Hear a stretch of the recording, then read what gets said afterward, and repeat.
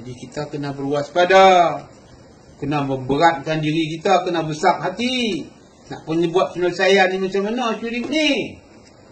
Bukan cakap ni main-main mudah-mudah macam tu. Tentulah amat besar pengertian dia syirik ni. Macam mana nak menyelesaikan syirik ni?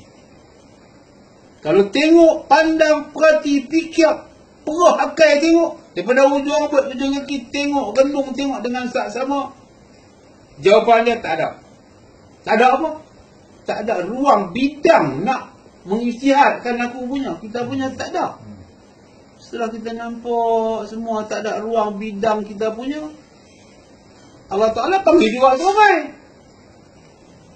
Nak feeling apa alat tak ada? Macam tu. Ni saya bagi jalan. Apa alat nak pergi Allah Ta'ala ni? Nak pakai kodrat? Tak ada. Dah serah. Nak pakai iradat pun dah tak ada. Semua bidang ruang semua dah serah. Tapi seruan panggil juga. Suruh pergi. Dengan apa cara anda nak pergi kepada Allah Ta'ala sehingga sampai tanpa ada syirik. Macam tu. Sekian. Wabillahi taufiq wal hidayah.